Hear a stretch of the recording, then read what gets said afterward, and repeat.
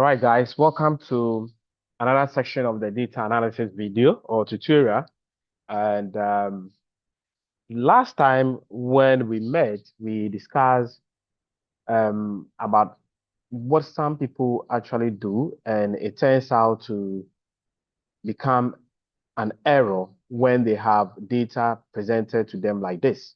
So this is a list, or we have information, a table, or we can consider this as a database. And yes, the table that we have over here, we can just point it as what? A database. Now, we establish that if, for instance, if you are being asked to um, extract the total sales or the total sales with respect to the month for advertising, instead of you filtering, we decided to use an effective or an efficient way to do that, to get accurate what? Answers. So we did what we call, we did something like this. Then there was a sort. So we went to data. Then after clicking data, we clicked on sort. When we clicked on sort, then, so let's click on sort. Oh, sorry. So let me click on this one. Let me click on sort. Yeah. So we click on sort, then we selected category, then we selected custom list, then we were able to cancel. Let me cancel this. Then we were able to find the total for the groupings. So actually we grouped them, then we clicked on subtotal. You can watch the previous video before this one. Okay, now we are going to demonstrate another effective way. Rather than going to the sort aspect to do a custom list, then you click on subtotal. So we are going to introduce one of the database functions in Excel, and we call it what? DSUM. So let me just minimize it. So just look at the total for rent. So advertising, the total is 1443. Rent, the total is 71160. Just look at the total. So I'm going to demonstrate. I'm going to use the database functions to find the total sales for any of the criteria that we have over here. So the criteria over here, we have the rent, we have the overhead, miscellaneous, we have software, and the rest. Okay. So this time around, we are not going to use any sorts. The data looks clumsy. We are not going to group them as well. So we just want to find the totals for consultants or contractors. Okay.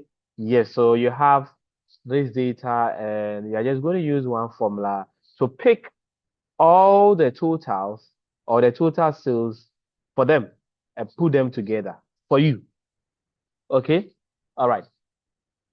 So there's this database function known as the DSUM, and if you type your equal to sign, you have your DSUM. So let's look at something with respect to the DSUM. The DSUM is saying that the database, so the whole of this table constitutes your database. So here we have cell A1 to the last particular cell that will be captured over here. I'm going to show you how that can be done. Then we have the field. The field, if you read, okay, so the database, there's a description over here. Is a range of cells that makes up the list or database. So everything in this constitutes what? The database, or what? List. A database is a list of related what? Data. Now, when you capture all information over here, the next one is what? The field. Now, the field is saying that it's either the label of the column in double quotes or double what? Quotation marks. or a number that represents the column's position in the list. So we want to find the total sales. So the column's position, a number that represents the column's position. Why is the total sales? It's over here, column F. Column what? F. So it's either you pick the label. It's either the label of the column in double quotation marks. So you can just click on this total sales, or you can come here and type total sales, but you are supposed to put it in what? Double quotation what? Marks. 3 ways. It's either you take your cursor to the label of that particular what? Column, because you really want to find the total sales, not that for the month. So advertising, we have for East, we have total sales of 3725000.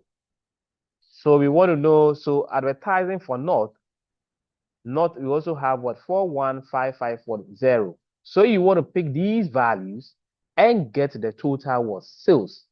And therefore the field is demanding that you either pick the label of the column. This is the column and this is the label.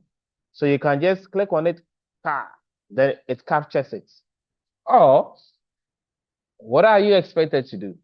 You can also go ahead and type the label of the column in double quotation. Make sure that the writing that you have over here is the same as what you have over here. So you can say that, okay, double quotation, we have total sales, then you put it in quote. You can do this, or a number that represents the column's what? Position. The column's what? Position. So you have 1, 2, 3, 4, 5, 6. Okay, so you can put 6 over here. Okay, all right. Now the criteria. Let's see what we have over here. So let me erase this. I'll start all over again.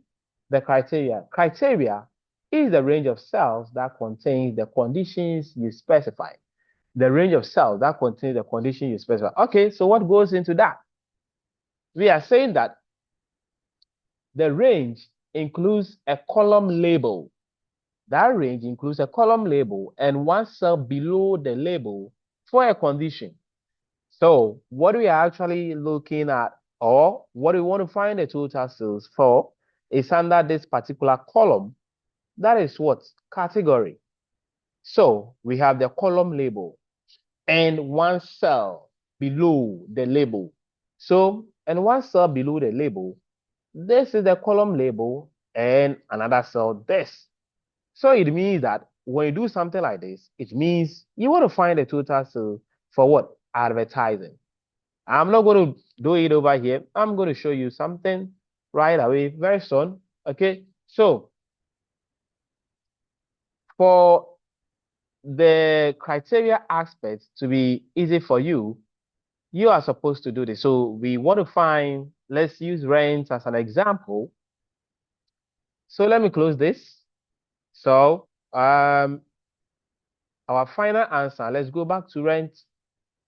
So rent, we are supposed to get 71160. Okay, all right, but because of the criteria that is asking of the label of the column and one cell as your condition, we have category.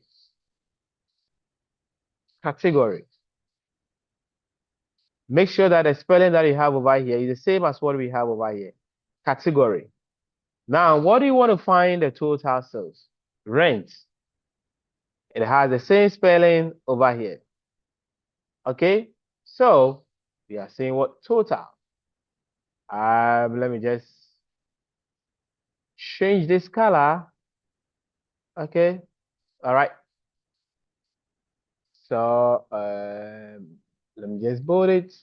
Okay, we have the total. Let me change this color for, yeah, so that you see it's well. All right, now I want to find the total sales for rent. So introducing my database function DSUM. Okay, all right. So database, the range of the cells that makes up the list, the range of the cells. So I click on this with my shift control and my down arrow, then move to the other side. It captures everything. Okay, come to the next side. That is the field. So I said earlier on that it's either you select where you want to find or where you want to pick the values. Now the values where we are picking it from is under column what? F. And the label of the column is what? Total sales. So you can click on the column label F1, total sales, or you can type total sales over here. Now, whatever you are typing over here, total sales must be in what? Double what? Quotation. That's what we have over here, double quotation marks. And it must be the same writings as we have over here. Or you can also represent this particular column with what? A number. And that number, you will count it. So you have 1, 2, 3, 4, 5, 6. 6 can also be here. All right. Now the criteria. So the range includes a column label, category, that is the label, and one cell below the label for a condition. So we are hammering on what? Rent. So category rent. Then we click on what? Okay. So we have 71160. Let's go and check our answer. Okay, so rent. So we have 71160. Yeah. Okay. The same value that we have over here. That's what we have over here. And you can change this one. You can customize it, currency or whatever you want to do to get a dollar symbol, then or whatever. If you want to represent your values, the accounting way, you can do that. So we had what? The same what? Answer. So this is the way you can use one of the database functions in Microsoft Excel, DSUM. We are going to cover other functions or other database functions in our subsequent tutorials. For now, this tutorial is on what? DSUM.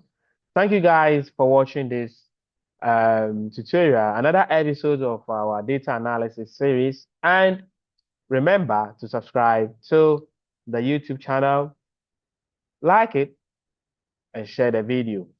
Bye.